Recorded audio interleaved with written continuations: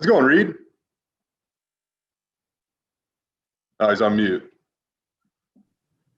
Good. How y'all doing? Good, thanks.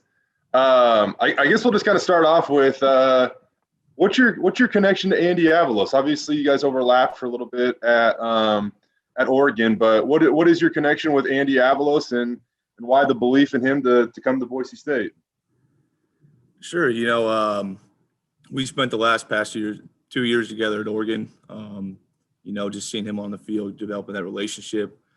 He's kind of a guy that gets in the weight room at like 6 o'clock in the morning. So he's flying around and he's in there like running, doing his thing. So just kind of developing that relationship, us kind of talking. And then as a strength conditioning professional, we hear a lot of things in the weight room. So we hear the coaches or we hear the players talk about the coaches, kind of what they believe in. And after that year one and seeing what he did and what the players had to say about him, it was kind of easy to kind of tell the impact, not only in the field, but kind of from what the players said. So after listening to them and then kind of going into year two and then, just hearing what they had to say about him, knowing him personally, listening to him in meetings, listening to him talk to the team, all those things, it was pretty easy to kind of see he was elite and he was special. So that's kind of how the relationship developed. Just kind of talking whenever he popped on the morning to get his lift in, and obviously, out in the practice field, going through warm stuff like that, just developing that relationship. Reid, in some ways, in your new role, pushing weights might be considered the easy part. You're probably the guy that these players are going to spend the most time with. How do you build the trust to where you can demand of them what you want to demand of them? Sure. Good question. I think when it comes down to it, it's all about relationships, right? It's that trust factor that you begin with, right? They have to trust me. I have to trust them right off the bat. I was brought here to serve them. I'm a servant, right? I'm here to do a job. We have like interests, right? We have the same interests. Like we're both working towards a common goal right now. But what all comes down to relationships really, right? So what I want to do here is I want to sit down with everybody at one point, kind of a one-on-one conversation and get outside of football a little bit. Kind of get to know them personally, their background, where they're from, some of their goals. And I want to explain the same thing to them about me, just kind of be vulnerable, let them know, where I'm coming from, what I'm trying to accomplish. And, if you build that relationship, it gets a lot easier to kind of tell them to do some of the things that they might not want to do. If they have an understanding too, that's the most important thing. Like they should know why they're doing the things that they're doing. It shouldn't just be blind faith all the time. Like there might be a little bit of that, but they should have an idea, why they're doing some of the things they're doing. So explaining that to them helps build that trust too. So it all comes down to relationships. That's the most important thing. One more, and that's this is going to come off as a simple question, but it probably has a complicated answer. What is your vision for building a football player? It's not that complicated a question. Really, it's simple, right? You look at the demands of the sport, right? What does the sport entail? What does a play look like? What does a game look like? And then you kind of break it down in positions, right? You look at the demands of position.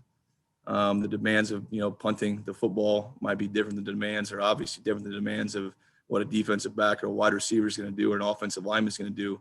So once you kind of get the demands down, you understand what you're working with. You start to identify qualities, right? Qualities that need to be trained. And then really depending on the time of the year, some of those qualities are going to be pushed more than others. You're pushing some at different times. You're pulling back on others. But again, when it comes down to it, they're football players. They're working in their position, the things they're doing. And you have to mimic, at least some of those qualities in the weight room, whether it's strength, whether it's power, strength, speed, seat strength, whether you're looking at max velocity, acceleration, all those things that we're talking about. It really comes down to what are the demands of the game, right? And it's a collision sport as well, right? So contact's a big one. So like prepping them for the collision aspect of that, there's going to be a lot of hits. So like safety is one of the most important things, making sure these guys are durable. Those are the things, making sure they can go out in the field and be confident in not only their abilities, but at the same time, be confident that they're safely and they're prepared to kind of go through the demands of the game. Reid, thanks for your time. Welcome to Boise. Absolutely. Thank you so much. Appreciate it. Ron Counts and then Mike Prater. Hey, Coach, welcome to Boise. So you've made several stops in your career: Cincinnati, Iowa State, Oregon. I'm curious, what convinced you that coming to Boise State now was the right move for you? And how do the facilities at Boise State compare to the previous stops that you've been? We were talking about that the other day, kind of when I first got here. I walked in was shocked, and not shocked because I kind of knew what I was getting into, but the weight room is beautiful. The equipment we have, the space that we have, like it's an elite weight room. I think that like sometimes you get caught up in like, everybody's asked, you at the University of Oregon, you had that weight room. Like, believe me, this weight room is on par with the weight room at the University of Oregon. This weight room is on par with weight rooms across the country. So the facilities are fantastic. The people are fantastic. Even the people I've met and I've only really seen the weight room walls the last like 2 days here. Like I'm kind of like cooped up in there right now. That's a good thing. We're busy, but the people I've met are fantastic. It was easy, right? Like Boise's an elite program. It's a national brand. With the opportunity presented in the step of my career, it was a no-brainer. And obviously with the person that was asking me to go with him, it was another no-brainer. I mean, it could have been anywhere across the country with Coach Avalos. He's just that good of a coach and that good of a person when it comes down to it. What was the second part of that question? Really, it was just about the facilities. Facilities, yeah. Yes, you hit it pretty well. So as you think back on all your previous stops, if there's one really central thing that you learned that you think is going to help serve you in this role, what would it be? I think it goes back to relationships. I think you learn something everywhere. My time at Iowa State, when I got to Iowa State, we were in a rebuilding phase of that program. I kind of got in the ground floor of kind of what Iowa State is today. So I got a really good introduction on how to build a culture. I got a really good experience on really how to build a team from the ground up. And that's not what you have at a place like this, but it was a really good experience. But I think ultimately my time at Oregon, what it was against developing relationships, it's kind of interesting what happens, like how you like interact with a player on day one and what it's like, leaving a place year two and like the impact and, the texts and all that stuff that you get. And, it goes just beyond the weights, right? It goes just beyond the coaching aspect, the relationships and the stuff that you hear from players. I had a few players reach out from 5, 6, 7 years ago. Those relationships are important. So I think that's something I've taken from every SEAL program. And I'm curious, as you think back on your playing career, can you remember the moment where you realized that you wanted to be a coach? That's a good one. I always loved the weight room. So, I always kind of want to do something in the weight room. I was kind of like that, I guess you'd call meathead, I guess, back in the day. Maybe not as much anymore, starting to get a little old. I think, honestly, it probably traced back to high school. I was just kind of that skinny kid, like about 160 pounds, and then kind of hit the weight room and kind of saw the results in the field in high school, and it kind of carried over into college a little bit where, the weight room just always was a thing that helped me out. I wasn't the most, gifted kid when it came to talent, height, anything like that. But the weight room was kind of my avenue to put in the work and see results and see what effect it could have on the field. So I guess that's what sparked my initial interest. Thank you. Prater and then Bob Beeler. Hey, Reid, welcome to Boise. Thank you. As you know, in this profession, there's a lot of different beliefs. And at Boise State, they've had everything from coaches who believe in throwing around empty beer kegs to extreme nutritional science. What's your stamp? What's your area of expertise? Where do you want to put your stamp on this program? And I guess the follow-up to that is, how much have they told you about the Broncos stairs tradition? Have you looked at the stairs, and how many of those suckers do you think you can crank out in a day? I haven't looked at this. I kind of can see them a little bit out here. I haven't looked at the stairs yet, but I haven't heard about that one. I have to ask about that tradition. But, really what I think I can bring, I think, again, it comes down to like, it is football, right? They didn't come here to lift weights. So what are we really trying to accomplish? It's not that hard to get somebody strong. Like if you put in the work, it's not that hard to get somebody strong, but it's more than just strength. Strength is really one piece of it. You're talking about these athletes have to be very robust and all the qualities that they have to be able to express. So we're talking about the power aspect of it. We're talking about, the strength aspect of it, being explosive. But when it comes down to it, what are they asked to do in the field? So, I think the field aspect and some of the guys, what's most important are the guys I brought with me. So, like, I'm absolutely nothing, unless it's some of the guys that I brought with me on my staff. When you hire a staff, you go out and you find people that are good at stuff that you're not good at. If you're hiring a bunch of the same people, then you're just going to be good at only the things that you're good at. So I really, the staff that I brought with me and the specialties that they have, in terms of, working some of the field work, working through the weight room, the style that we want to run. That's really what it comes down to. Again, I think the piece of it that's most important to us is like, let's make sure we're training football players. Let's make sure we're training for the sport of football, and that we're not just going in there to see how much we can bench press or squat. I've seen a lot of people before be able to bench press 400, 500 pounds, right? And they still get put on their back. Are you able to express that force, all right, at the right angles? So I think that's one of the most important things that we keep in mind is, like numbers look good, a bench press number look good, squat number looks good, but, how does it translate to the field? There's a lot of metrics, that go forward, and just like your weight room metrics, just like your bench and your squat.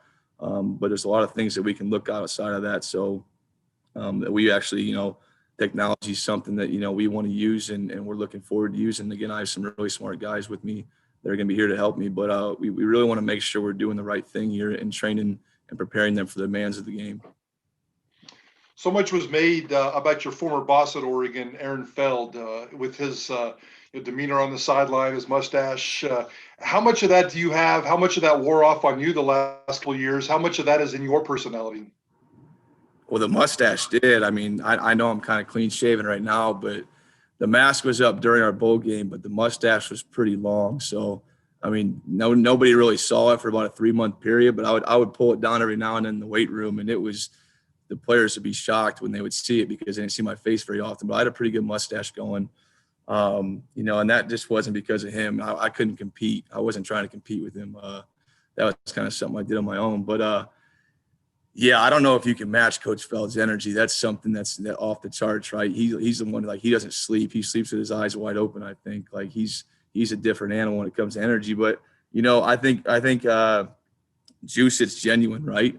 Like I'll be genuinely excited for these guys. Like, it's not always the screaming and jumping up and down thing, which happens when you get excited because you care, right? That's what it comes down to. When you care about this stuff, like, you don't have to make up the energy. Like when it's on the line and you actually care about these players as much as you do and care about what you do as much as you do, then like it's not juice. That's just like general being excited about what you do and actually have a passion about what you do. So matching Coach Feld is not going to happen. I mean, I think I can match him in the weight room right now. Like, if we were to go head to head in a few different lists, I might have a chance. But the mustache, definitely not matching. And the energy, I'm going to try and match the energy a little bit, but he might be in a league of his own.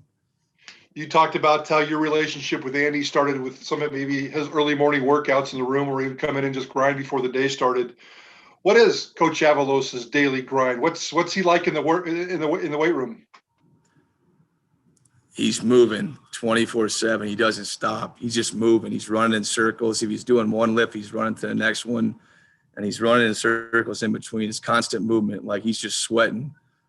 He's putting a sweatshirt on, head down, and he's going to work. So we lift a little bit different. We're not exactly the same when it comes to our training styles. I'm a little more, maybe a little more slow moving, kind of lifting something a little bit heavier, but he gets to work. I'll tell you what, it's hard to beat that guy to the facility. I'll tell you that much. When he gets in there, it's early. So he likes to get after it early, and he's kind of his deal. That's the way he gets after it. Thank you. Appreciate your time. Thank you so much. Appreciate it. Bob Beeler and then Will Hall. Reid, welcome to Boise. Thank you. Question, coaches, like on the defensive side of the ball, you got 4-3 guys, 3-4 guys. Offense, they have different philosophies. Is that similar in strength and conditioning? Is there like different trees or different beliefs of how you get it done? Absolutely. Just like there is, I mean, again, when it comes down to it, like, you want to train towards the demands of the game, but there's there's a lot of different ways to get there. And again, like, getting into some of the specifics and stuff might not relate to everybody, but there's absolutely different ways to do it. There's different ways to approach the weight room. There's different ways to approach the field. I think you got to find the way that fits for you, and you got to find the things that you believe in. But I think what it comes down to is, like, no matter what you're doing, like what qualities you're addressing, like, you just have to make sure that you're still addressing them in a way that fits the sport that you play. You were at Oregon 2 seasons. What were you most pleased with in the improvements that you saw in year 2 from year 1?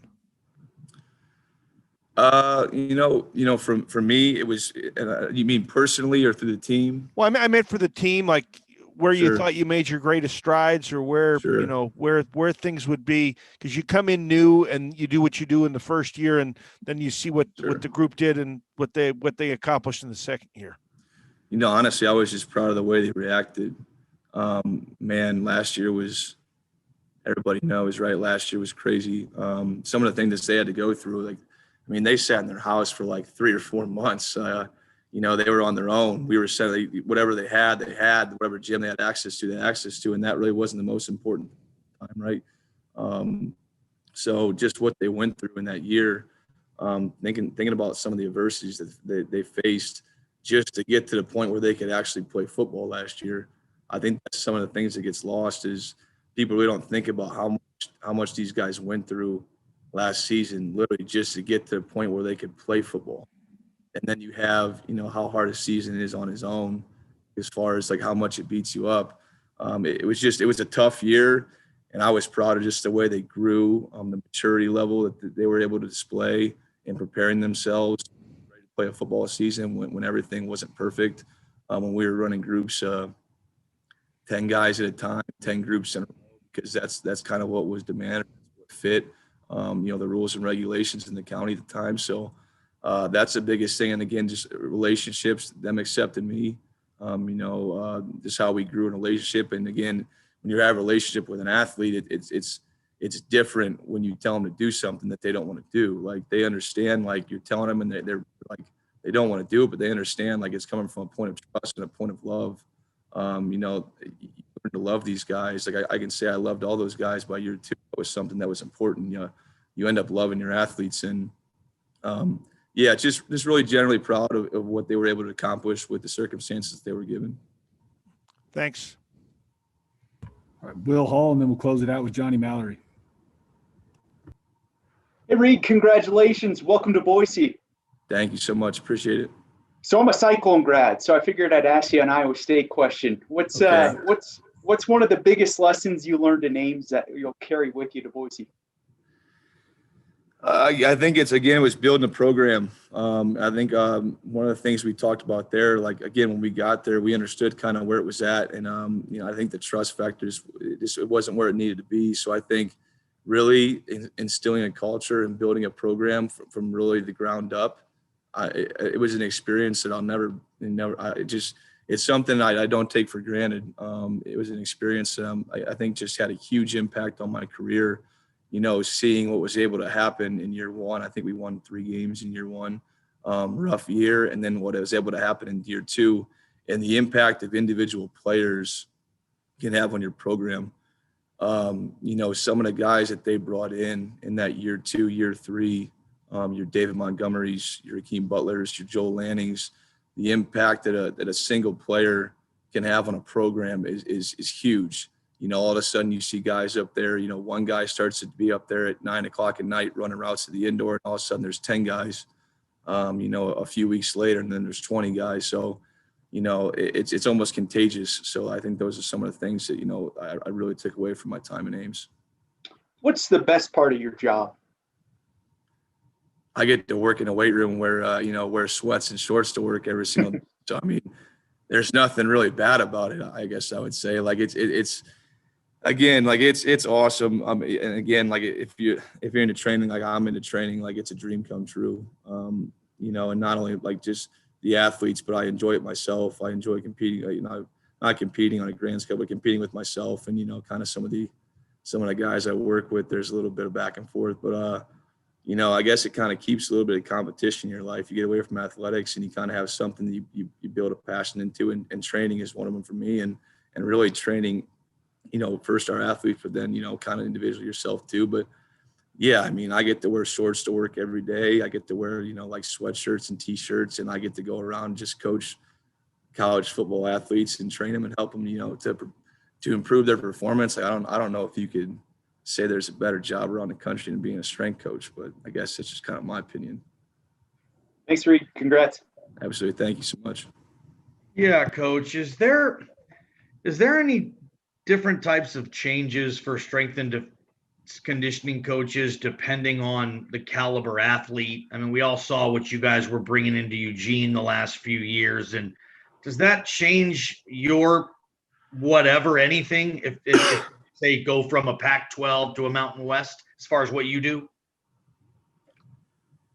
I don't think it can, depending on what you're dealing with, certain people genetically are, obviously more gifted than others. Like, in my case, I wasn't very genetically gifted, but, you'll see some guys that are able to adapt to training really well. You see some guys that, they adapt a lot faster than other guys, and just depending on kind of what you've been dealt, the cards you've been dealt. But when it comes down to it, I think you still have your core principles in your program.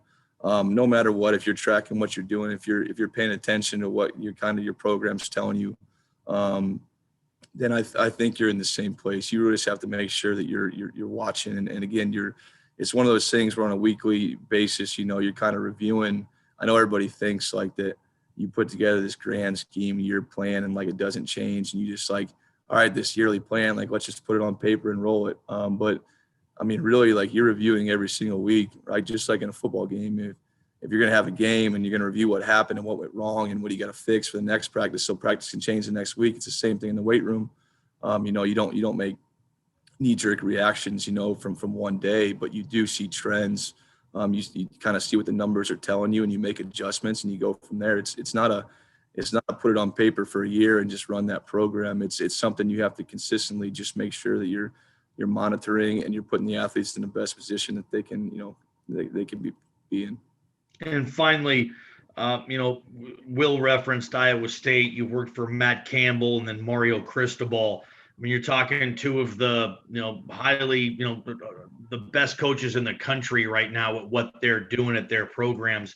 What makes you think Andy Avalos could be cut from some of those same cloths?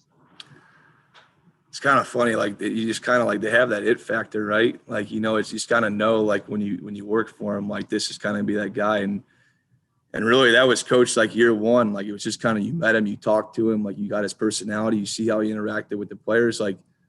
It's funny, you see him speak after practice and everybody pays attention.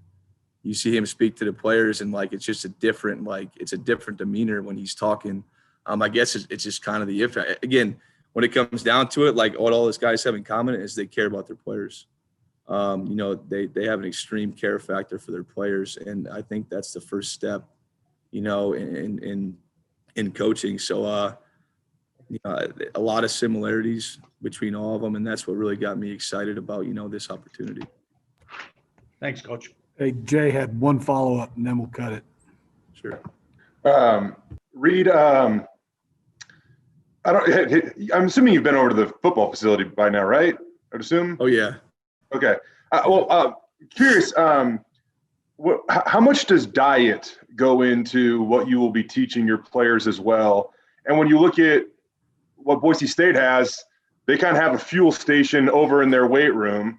I'm assuming that's a little bit different than the setup that you might have had at Oregon, where that stuff was a little bit more available, or maybe catered to what players would consume.